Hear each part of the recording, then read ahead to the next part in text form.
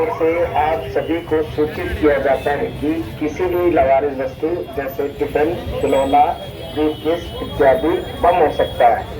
इसकी सूचना दिल्ली पुलिस को दो।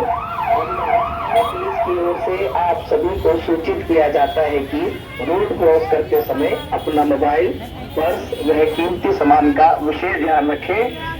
जेब कतरों से सावधान रहें। कहीं हाथे से न छीन के भाग जाए। पुलिस की ओर से आप सभी को सूचित किया जाता है कि किसी भी क्रॉस करते समय अपना मोबाइल, पर्स व कीमती सामान का विशेष ध्यान रखें। जेब कतरों से